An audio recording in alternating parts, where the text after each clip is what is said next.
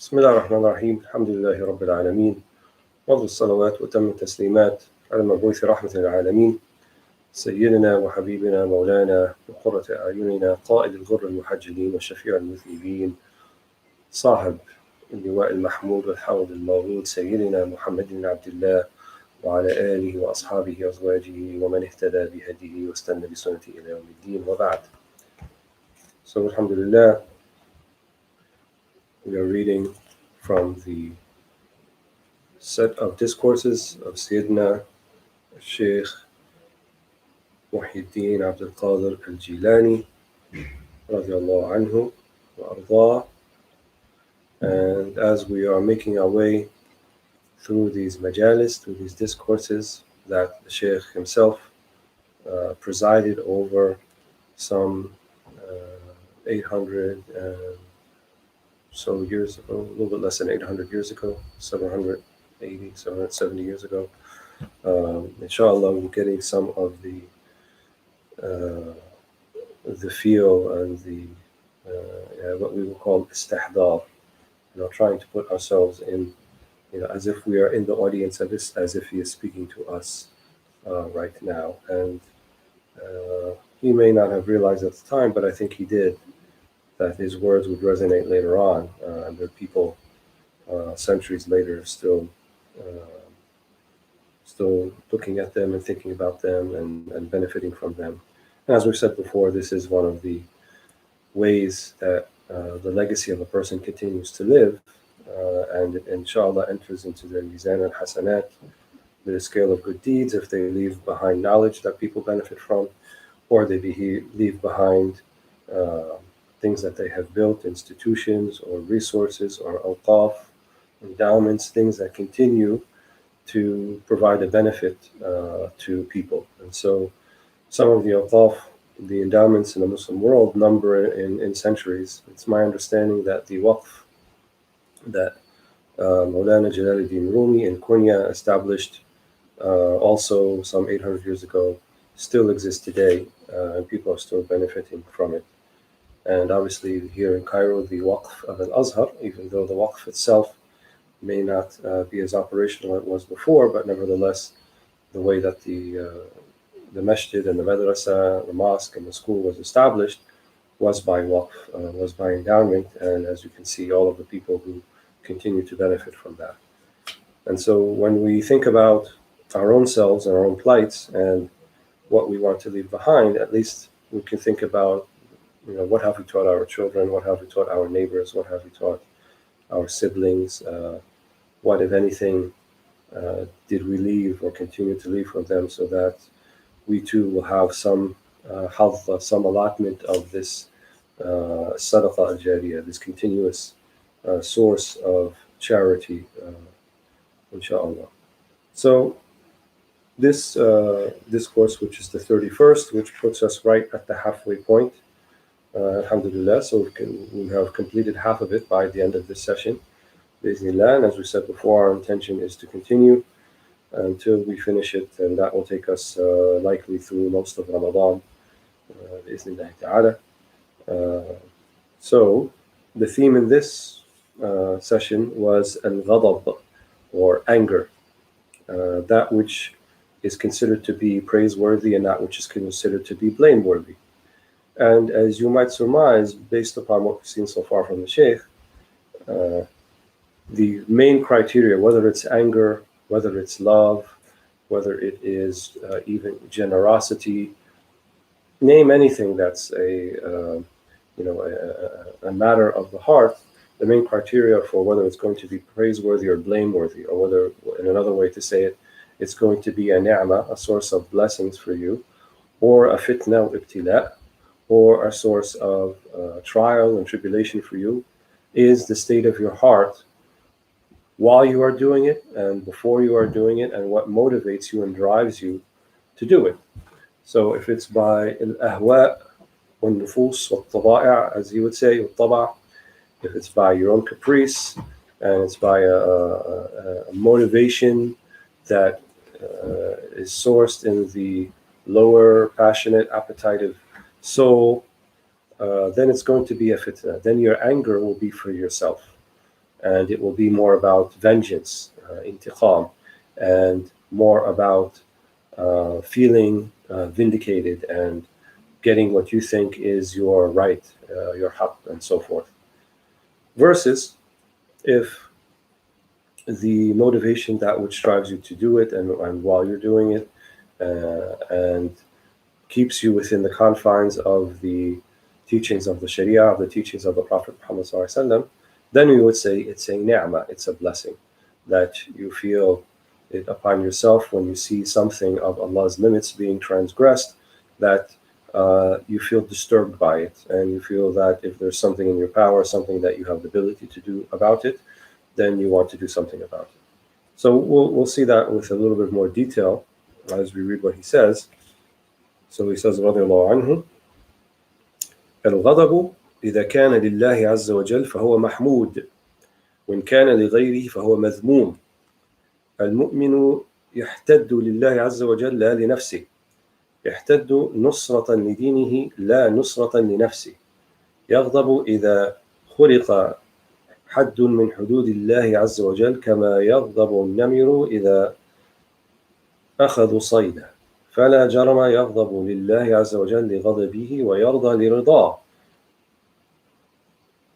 لا تظهر الغضب لله عز وجل وهو لنفسك فتكون منافقا وما أشبه ذلك، لأن ما كان لله عز وجل يتم ويبقى ويزداد، وما كان لغيره يتغير ويزول.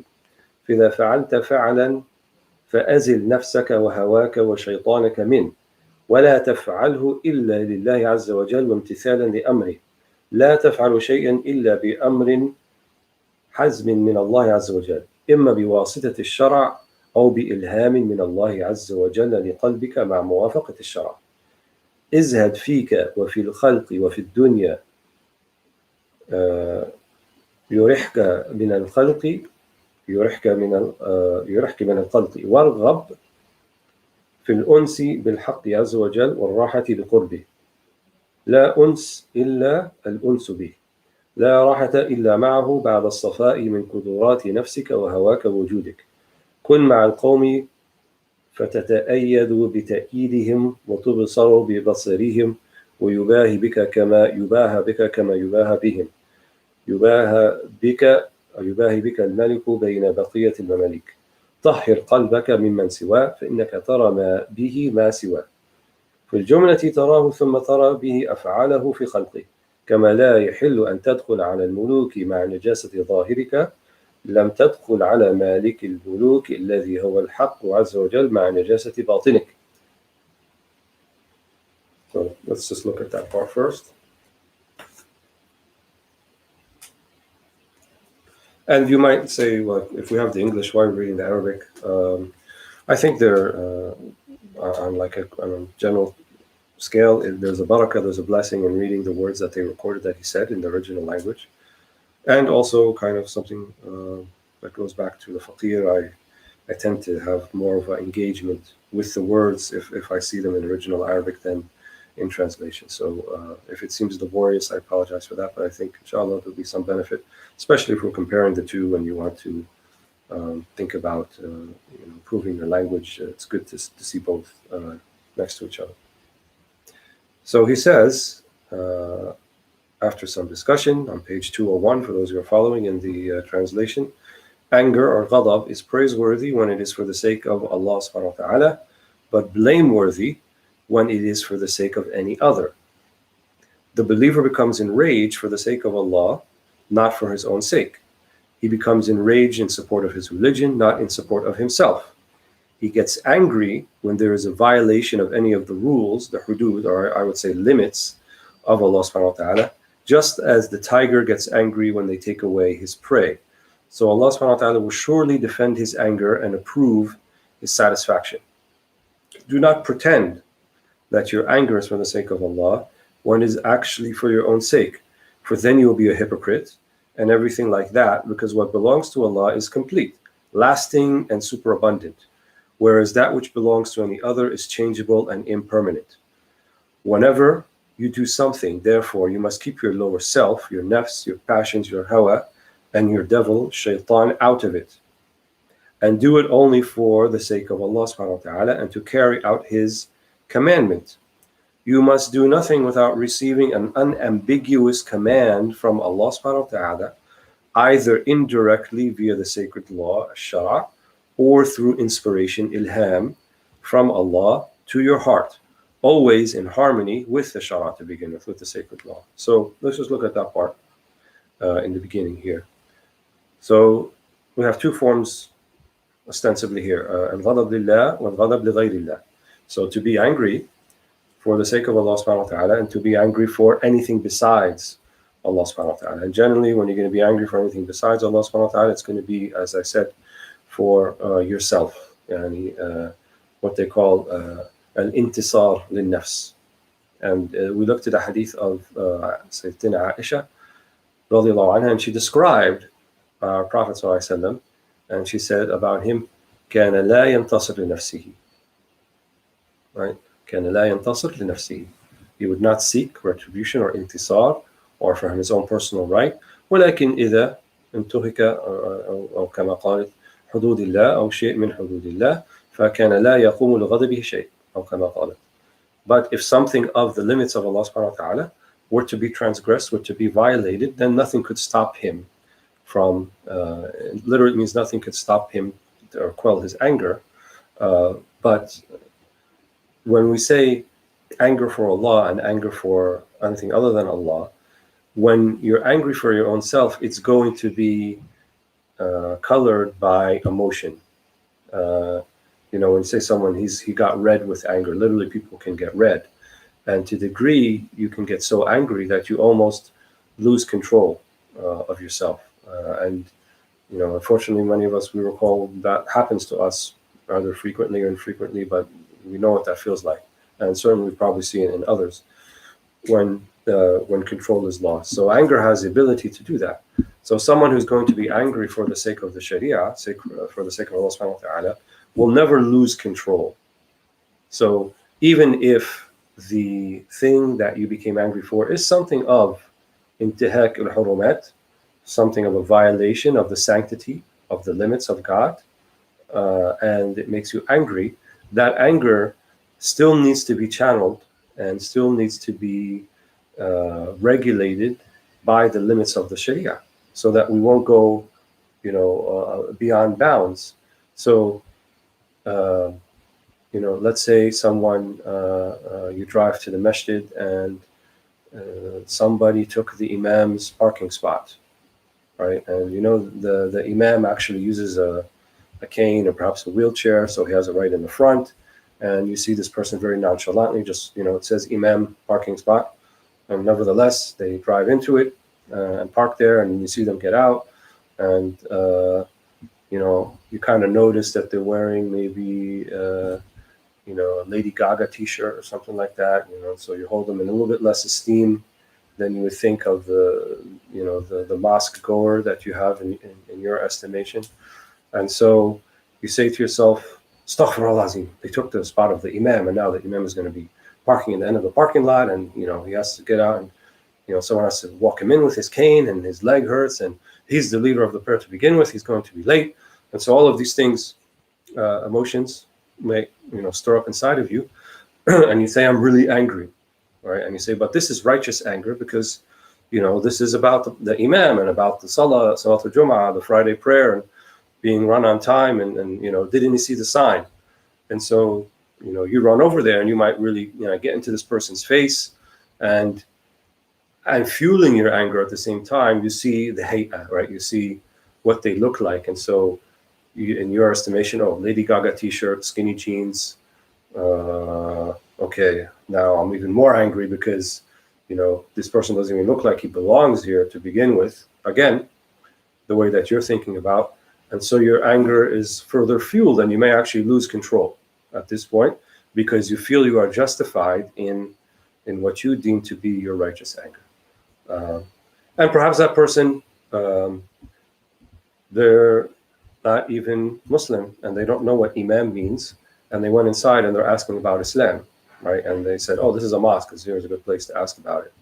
And you just ran and you know, shouted in their face and scared them off and offended them, and perhaps maybe they'll never think about Islam again. So was that reaction, the characterization, really for Allah subhanahu wa ta'ala, even though you characterized that and you justified it inside for yourself that way?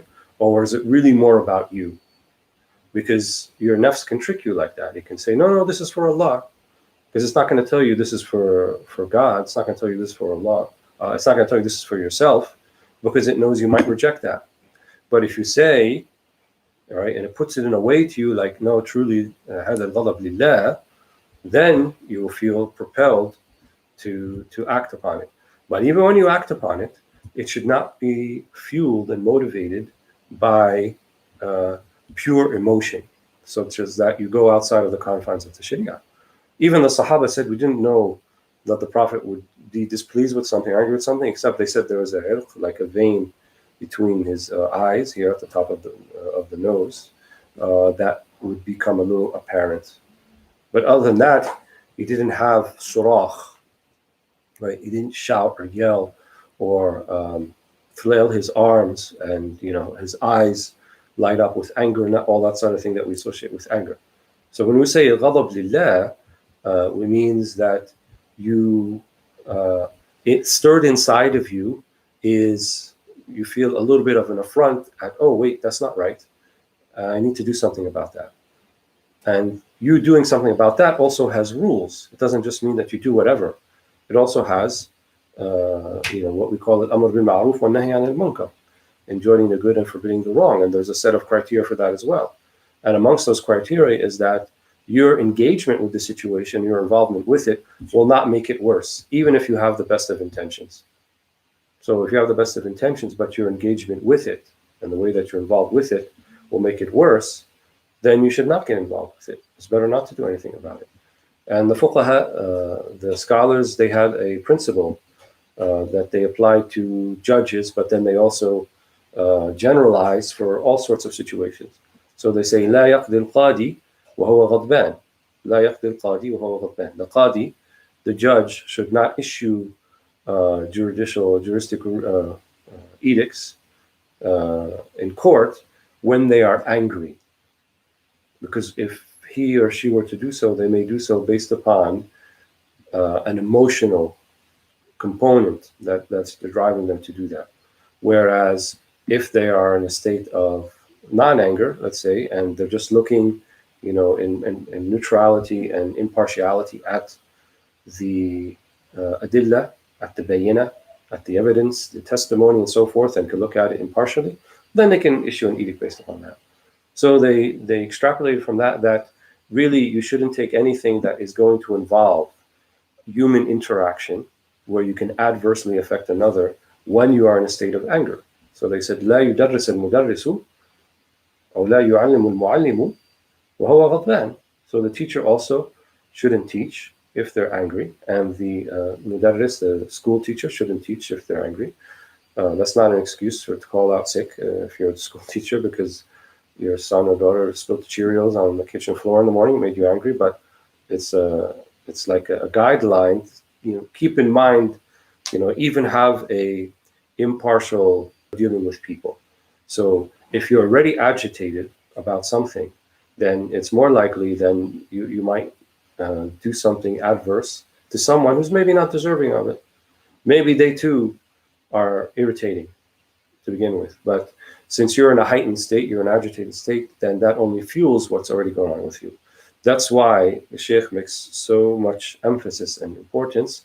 Leave your ahwa and your caprice and your personal inclinations, leave that at home, or better yet, leave it altogether. When he talks about have fana, be extinct or dead to your own personal inclinations. In other words, not that you're not going to have any, but don't let those fuel the way that you deal with people and the way that you engage with people. So that would also include the parent. You shouldn't dole out discipline to your child if it's being fueled by just pure anger. So you may be upset at the tasarruf, the thing that they did or that they didn't do, but you shouldn't think about how to discipline them if you're going to discipline them right in the heat of the moment, because the heat of the moment can produce adverse effects. And obviously that's also easier said than done. If you get an irritating email from somebody, right, and you want to respond right away, wait a minute, wait a few minutes, wait even half an hour. You don't have to answer back right away. Put yourself where you're in a state where you're not being fueled by your anger, and even to try to be in a state of hudur, dhikr, right, a state of remembrance of God. I guarantee you, the way you're going to deal with the world, the way you're going to deal with people, will be vastly different. Someone who's in a state of hudur with Allah subhanahu wa ta'ala will be much more tolerant, compassionate, understanding, clement, forgiving. So if you're not in any of those moods at all, when someone transgresses the hudud of Allah, what you think to be the limits of God, or even transgresses against you, then withhold action. Don't do anything until you become in a better state. So, and that's what he's saying here. He said, whenever you do something, therefore, you must keep your lower self, your passions, your devil out of it. Don't let that be the driver. And as we said, even the awliya in the highest of maqamat and in the spiritual stations doesn't mean they don't have their shaitan still bothers them, or their nafs still will whisper to them, or their ahwa, their passions might flare up here and there. But the difference between them and us is that they have learned to identify when those things are talking to them. They have learned to identify when their nafs is propelling them for something, or when the shaitan is whispering to them. Of actual conversations happening between some of the awliya and some of the like shaitan. There's a popular story about Imam al-Junaid al-Baghdadi, who's referred to as Sayyid al-Ta'ifa, kind of the progenitors of the science of tasawwuf. And he was making wudu, doing the ablution, and shaitan whispers to him, I don't think you wiped your right arm, or you washed your right arm 3 times. You forgot to do that. And he recognized that this was waswasa, right? This was a whispering of the shaitan. He said, Ya la'een, oh accursed one, I indeed wiped my arm, and I'm not listening to you. So the sentiment came, but he recognized where it was coming from, so he ignored it. And that's generally how you deal with wasawis, which would be, obsessive, compulsive sort of misgivings and things about that. Usually, or oftentimes, it happens in tahara, in cases of ritual ablution. So even the fuqaha, al-Zahir, they say, ignore it. Right? If you're not sure, but this happens frequently to you, ignore the waswasa. If you're in the prayer, not sure if you did 2 or 3 units, rak'ahs, if this rarely happens to you, then tibni ala al-aqal. Then you assume you did the lower number, and you might bring an extra rak'ah or unit. But if you are you have waswasa frequently, like once a day, which is the definition of frequently, then you are to ignore it completely and assume you did the higher number. So if it's 2 or 3, assume that you did 3. And this is how one deals with extraneous thoughts, whether it comes from shaitan or it comes from the nafs. So it's about learning to identify them. That's why the popular adage, which is also hadith, I believe, marfu' the Nabi sallallahu alaihi wasallam, man arafa nafsahu arafa rabbah. Whoever knows themselves knows their Lord. Because if you can identify what are the nafsani impulses, what are the shaitani impulses, then you can also know what are the Rabbani and the Malaki impulses, the angelic impulses and the divine ones. Allahu a'lam. So then he goes on to say, abstain from you, yani tafni an nafsak, right? So don't put yourself into it, almost like you're an impartial third party watching as things are unfolding. Abstain from you, from creatures and from this world, that he may give you relief from creation. Wish for intimate friendship, or al-uns, with the Lord of Truth, al-Haq Azza wa Jal, and comfort in his nearness. There is no intimate friendship except intimate friendship with him, capital H, and there is no comfort except with him, after getting clear of the confusions of your lower self, your passions, and your own existence, your wujud. Be together with the people of the Lord, Ahlillah, so that you may be upheld by their support, perceive through their insight and be regarded with pride as they are regarded with pride. The king, or al-Malik, will glory in you among the rest of the mamalik, the slaves. Purify your heart of all apart from him, for then through him you will see the totality of that which is apart from him. You will see him, and then through him you will see his workings in his creation. Just as you're not allowed to enter the presence of kings with your outer being, your dhahir, in a state of uncleanness, you may not enter the presence of the King of Kings, Malik al-Muluk, Allah subhanahu wa ta'ala, with your inner being, your batin, in a state of uncleanness. You are a jar full of dregs, what am I to do with you? So, encouraging words from the Shaykh. As we know, sometimes his nabra, his tone, had to be that way with certain numbers of his students. So, as we see the common denominator, the common theme throughout all of this is, if we're already on a program of spiritual discipline or spiritual purification, call it what you will, and then when we encounter these instances in our life, certainly we're going to be challenged in terms of being provoked and to be made angry. Anger, however, if it is provoked to the degree where the nafs is the one that is the musaytira, right? It's the one that is the muhaymina, it's the one that's pushing you and motivating you and taking over, then certainly it's blameworthy. Even if it tries to convince you that it's for Allah subhanahu wa ta'ala. So yes, someone is being physically violated in front of you.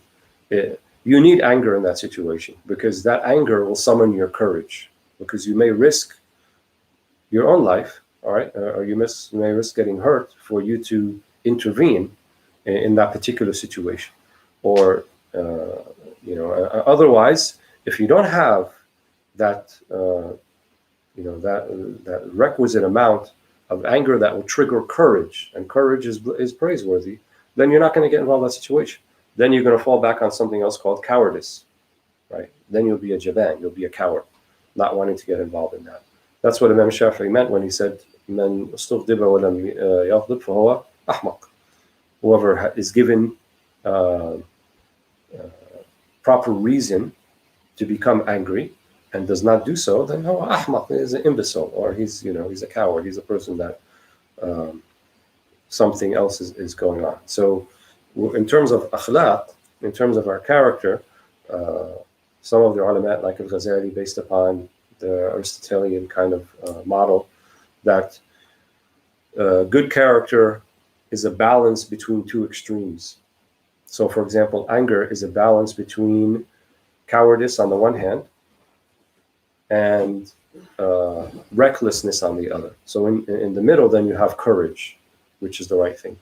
So recklessness would be to throw oneself in a particular situation without even actually thinking about the consequences, the ramifications, if they'll be able to actually change something about it, if it's the right thing to do. What does the Sharia say about it? Is this thing actually haram that you want to stop, or is it just by ijma, by a consensus of all of the scholars, or only particular scholars consider it to be wrong, and so forth.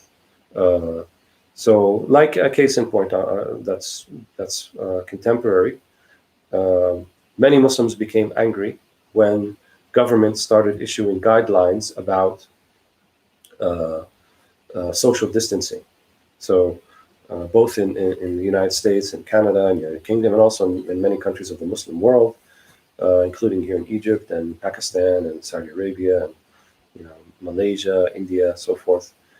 There have been guidelines concerned social distancing, and in some of those places, not as a general rule, but in some instances, people have been defying that, especially when it comes to attending the mosque, attending the masjid, and insisting that they should be allowed to attend the masjid, and that this is the right of God and this is their right, and we don't need to social distance because if we're praying in the masjid, Allah will protect us, and so forth. And they treat this situation with some sort of indignation, and how dare you to tell us that we can't attend the mosque. And then they say things like, well, the mosque is from the deen, and حفظ الدين أولى من حفظ النفس. So they quote something from the words of the scholars, namely that the preservation of the religion of the deen takes a higher priority than the preservation of life. And all of this sort of what they consider to be righteous anger. And all of it is for naught. All of it is wrong. That whole line of reasoning, that whole tasawwur, that whole conceptualization of the situation is wrong. Why is it wrong? One, there is no ta'arud, there is no contradiction between that which is there to preserve our lives and that which is to preserve our deen. The deen is not under threat if we don't pray Jum'ah in the masjid. The deen is not under threat if we don't pray Taraweeh, Ramadan prayers in the masjid. The deen is not under threat if we have to do some social distancing for a month or 2 or 3 or 4, whatever it may take, in order to preserve life. Rather, that particular understanding of the deen is what will threaten the deen, not the social distancing and not attending the masjid. So not attending the masjid, we are preserving lives. What it means by preserving the deen and the deen having a higher priority, if the actual understanding, the methodology, ta'aleem, what they call it, the asl, the foundation of the deen would be under threat. So if people are, if an enemy is coming to say that we're going to wipe out this Muslim community or this Muslim country, and they come in with whatever weaponry that they have and so forth, then it would be incumbent upon us to defend ourselves and not just wait in our houses and wait it to be taken over. Because the deen itself is under threat. Our way of life is under threat. Will some of us lose our lives, or many of us? Likely, or possibly, definitely. But in this situation, that's what's called for, because the deen fa'lan is under threat. But in what this conceptualization that other people have tasawwur, that somehow the deen is under threat and that's why I'm angry. No, it's actually perhaps more it's nafsani, that people don't like to be restricted in their movement, restricted in their choices, restricted in what they choose to do and what not to do. And that's a nafsani thing, right? And especially when it comes from a place where you already have suspicions about it. So many people are suspicious of their governments and suspicious of this whole COVID-19 and where did it come, and did it come out of a lab, and is it being spread on purpose, and is it about 5G network telephones, or is it really a virus, and all of the conspiracy theories that are kind of being promoted and talked about. And I'm not really interested in whether they're true or not true, or there's credence or not, but the main idea is certainly there's enough of an evidence, an abundance of it, that if our authorities tell us that this is the right course of action and it's backed up by a reasonable sense of evidentiary claims, from doctors and medical professionals, and that's kind of the gist of it, then we have no reason not to follow that. We have no reason to oppose that if it's going to preserve our lives and save lives and inshallah put us in a place where eventually we can come back to that. So it's a very slippery slope, as they say, about being truly angry for Allah subhanahu wa ta'ala or not. And I would say the vast majority of us get it wrong. The vast majority of us, I think, myself included, we get it wrong. We get angry for many things, and we try to somehow picture it as being for Allah. And probably the worst offense sometimes of this is if someone is in a position like an imam or a sheikh, or sees themselves as a representative of Islam somehow, and then they see personal slights on themselves as not personal slights, but somehow as a slight against Islam. To me, that is one of the worst violations of, misplacing, misconstruing al-ghadab lillah when it's actually al-ghadab lil-nafs. So saying that it's being angry for Allah when it's angry about you. You are not Islam, right? So if someone says something bad about you because you're wearing an imamah or you're wearing hijab, it's not necessarily an attack against Islam. Maybe they have a problem with you. Maybe it was some sort of tasarruf that you had, some sort of action you did. And then when they saw, oh wait, they're wearing Muslim clothing, then this added fuel to the fire while they're already upset about something.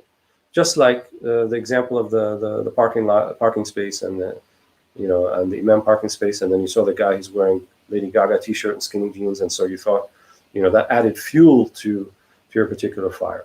And when people are in a compromised position, today we talk about immunocompromised, people's immunity is compromised. Your spiritual immunity could be compromised too. And what that means is when you're put in a position of duress, a situation where there is duress, and you are likely to become agitated and angry, then the worst of you will come out, unfortunately. And it may not be who you really are, but the worst aspects of you may come out. So perhaps you will say things in racial overtones. Perhaps you will pick on somebody's handicap. Perhaps you will, have ihtiqar, belittle them because you think they're not as pious as you are. And then these words might actually come out of your mouth. Does that mean that's who the person you are and you're really that bad? I hope not. But it does show that your spiritual immunity is compromised. So imagine for someone who's not a believer, who's afraid, who's watching either Fox News or CNN or MSNBC or you have people in England, right? ITV2 or BBC News 24 hours a day, and this is what they're seeing, and they're being kind of in an agitated state already, and then they go to Target or they go to Tesco or they go to Carrefour, and someone seems like they cut them in line, and they look sort of Muslim or they look sort of Hindu or they look sort of Buddhist, and then when the interaction, the altercation begins, that's the first thing that they pick on. But really what kind of bothered them is like, why did this person cut me in line? But then this adds fuel to the fire. So we want to build up our spiritual immunity. We want to be people of hudur. It's not to be a person of divine presence in your home only or in the corner in the masjid. What type of deen would that be if that's the only place we can find it? You should find it in Carrefour, and you should find it in Tesco, and you should find it in Sainsbury, and you should find it in ShopRite and Costco, and hope I didn't miss anybody. Lulu Hypermart, our Dubai friends. So you should find it in all those different places. You're still you. You're still that person, and that's the real test of your of your spirituality and of your faith and of your love for Allah subhanahu wa ta'ala, and to be gentle and as kind as we can with Allah's creatures. And if we get it wrong, if we make a mistake, then correct the mistake. I don't know how many times I've made mistakes and I've tried to correct them. So yes, it's wrong to make a mistake, but also when you do so, to try to, swallow your pride a little bit. And if you, go back to that person in the Lady Gaga t-shirt and the skinny jeans, say, you know what, I made a mistake. You were wrong, I was right. Doesn't matter, I'm dressed like this and you're dressed like that. But ana akhtat, I made the mistake, and I owe you an apology, and I hope you give us another chance, and that sort of thing. So I just, regarding that point, there's just one other thing I want to read that I think is important too from this excerpt.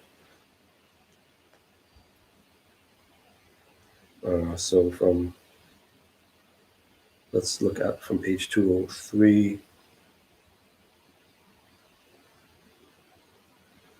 So at the beginning of the top of the page, he's kind of talking about Ahlillah and their state. He said, his oneness they affirm, and on him they depend, for they do not associate partners with him, and this they denounce. Their affirmation of unity, tawheed, is in their hearts, while their affability toward creatures is in their outer beings. This is the point. Affability towards al-khalq, right? Not harshness, because they don't see tawheed, or they don't see the manifestation of tawheed or deen in these people or these creatures. No, that's for you in your heart. But these are manifestations of tawheed. They are creatures of God. Don't look at just the exterior and what you think they are and what they're practicing. This was Satan's mistake. He looked at Adam and he saw a piece of clay. And he said to God, why should I prostrate before that? He's a piece of clay and I am from fire. So let's not make that same mistake. So while their affability toward creatures is in their outer beings, when they are treated foolishly, they do not respond in kind. Allah subhanahu wa ta'ala has said concerning them, وَإِذَا خَاطَبَهُمُ الْجَاهِلُونَ قَالُوا سَلَامًا, and when the ignorant address them, they say, peace. You must keep silent and be tolerant of the foolishness of the ignorant, of their excitability, of their natural urges, their tiba'. right? They're not reading al-Fath al-Rabbani like you, and they're not praying 5 times a day, and they're not fasting Ramadan perhaps. So why do you have these expectations from them that somehow they're going to treat you in the best manner possible, and they've been quarantined and on lockdown for a month or two, and they're not sure if they're going to live or they're going to die, if they're ever going to get their job back? All these things are swirling through their head as they're swirling through ours. So let's give them the benefit of the doubt. So keep silent, tolerant of the excitability of their natural urges, their tibah, their lower selves, their nufus, and their passions, their ahwiyah. But when they are guilty of disobeying the Lord of truth, there can be no keeping silence, because it is then unlawful. Rabban, he's talking about Muslims. Speaking out becomes a religious duty, and to refrain from doing so is a sin. But then see the next line. When you are capable of commanding what is right and proper, al-amr bil ma'ruf, and forbidding what is wrong and improper, an-nahi anil munkar, you must not stop short of it, because it is the door of goodness that has been opened up in front of you. So go straight in. So when you are capable of doing it, and when you are aware of the rules about it, and when you have a reasonable estimation of success based upon your reading of the situation, and as he said earlier, the Sharia allows it, or you have ilham from in your heart, you have an inspiration from Allah subhanahu wa ta'ala, this is the right thing to do, then when all those things line up, and you feel that that's where you're at, then inshallah you'll be mu'ayyad. Right, you'll have ta'yeed, as he said, like your predecessors, like the awliya, and like al-anbiya, like al-abdal, all of these people before you. Sirat al-ladina an'amta alayhim, right? The sirat of the ladina, the sirat of the people, the straight way of the people whom Allah has blessed and bestowed His blessings upon. Wallahu ta'ala a'la wa a'lam. Alhamdulillahi rabbil alamin.